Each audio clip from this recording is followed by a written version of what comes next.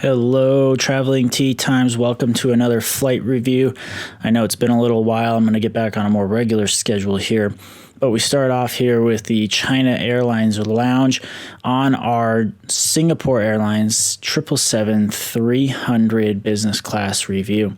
Got switched to this flight because EVA Air was on strike, and after calling United, they got me reassigned to another Star Alliance partner, Singapore Airlines. So I was pleasantly surprised by this and excited about my journey. I get to talk about things a little more and the rest of the trip coming up here in this next audio clip, but I hope you guys enjoy. Okay, it finally happened. I finally got my flight to Bali. It became more of a pressing issue than I thought because to get into Bali, you have to have a flight out.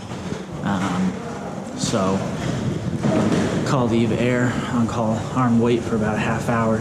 They were very helpful and cooperative. Got the flight changed. Now we're on Cathay Pacific, relatively same departure landing time, so that's very good. But now get to go do some Singapore Airways. Singapore Airlines. They have two different business classes right now. Older version on the 777-300, which I'm flying now, and then later I'll be taking their A350, 787-10 new Dreamliner, and that'll be the refreshed business class. So excited to give you guys both the business class layouts, see how they are, and then get to experience Cathay Pacific Economy and Premium Economy. So I would call this kind of an upgrade, even though EVA Air kind of screwed me. Excited. So let's get to the gate and show you guys what it is like. So a little more of a backstory here. EVA Air went on strike about 4 days before my flight was going to take off, and I had my flight changed twice within 24 hours of leaving. So it was a bit hectic, but like I said, United did a great job switching things around, and EVA was very helpful reassigning me to Cathay Pacific for the return flight. So although I'm disappointed I could not fly EVA Air, it nonetheless ended up going pretty well for me, and I get across Singapore Airlines off my list, which I was very much looking forward to. As we get on the plane here to board, we can see the first class cabin here with the very large, luxurious first class seats, which are certainly something to look out for and something that I look forward to flying in the future. And now we get to the business class seat, which as you can see is still pretty darn roomy for a 222 layout. It has a nice big wide reclining seat. You have a seat back here which is a little bit dated with the entertainment screen, some drawers, and you've got cup holders both in front of you and on the side, a little laptop holder next to you here, which ended up being handy for my tablet and laptop. You could also use that for magazines as well. Your power ports in there. You have two small little tray tables on the inside there. You also have your seat remote here, and you have the entertainment remote located right below that. Additionally, at the seat, you have your tray table, which is off to the right. Doing this one-handed was a little bit tricky, but the tray table size was pretty generous, I would say. It slid forward and backwards. Didn't come any more out to the side, but nothing to complain about. For the AM flight, we got a blanket, pillow, socks, and slippers, which were all very nice and comfortable. I can say I definitely used them on the early morning flight while catching some extra Z's. And also there's some headphones on the back, which are noise canceling on this rainy morning here getting out of Shanghai. Just a little more to go over with the seat. These drawers on the back kind of fooled me for a little bit with the slide tab. They're really quite shallow. I guess you could use them for a passport, wallet, phone, holding the water bottles. So again, a little dated, but still serve a purpose.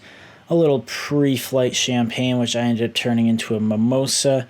And the aircraft boarded fairly quickly with the smooth boarding process that Singapore Airlines has. Now we'll dive into a little bit of the infotainment system. I didn't get too much into it because, one, it was a little tough to see with the camera, and two, the updated version on the 787 is much more in-depth, and we'll get into more of that later. But as you can see, definitely old school, a little outdated, not too much to write home about, but I'm not rating this off of just this review, so you'll see more on the 787-10.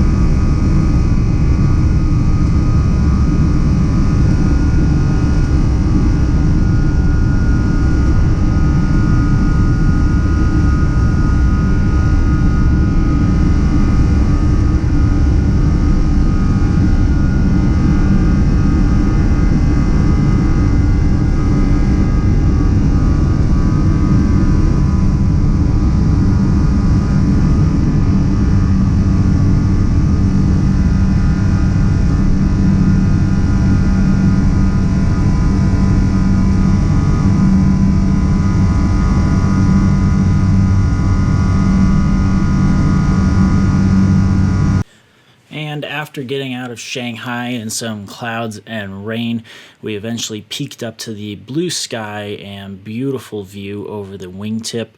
I just did some research and also saw that they have switched out the 777 on this route to the 787. So those flying will be able to get the business class experience on the updated product, which will be coming in our upcoming video.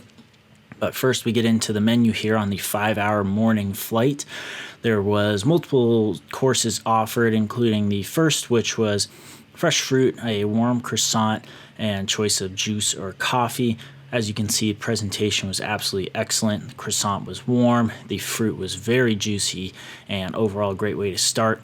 I then went with the Special K with some milk, which was also a nice little way to get a little hometown American dish in and still tasted great. And then we got on to the stir-fry beef. Noodles were al dente, and overall the spice and tang, I'd probably give a 4 out of 10. So in all, excellent service for breakfast, very satisfied with it. And now we'll time to settle in a little bit, watch a movie and relax, and kind of sprawl out a little bit. You get to see the seat here as I'm getting some work done doing a review, and the kickstand folds out similar to what a lot of premium economy seats have now. And overall, the seat was very comfy. It offered a lot of good support. I was very comfortable in it.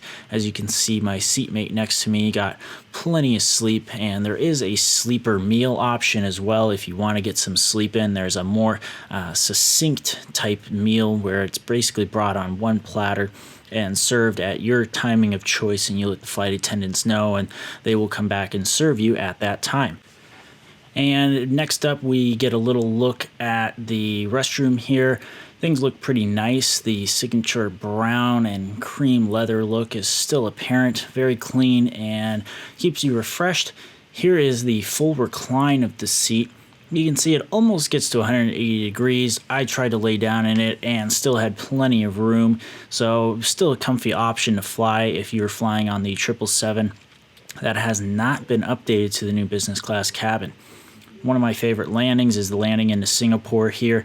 Last time I was here, it was pitch black, so it was nice to see during the day, doing a lot of construction, but that about wraps up today's video.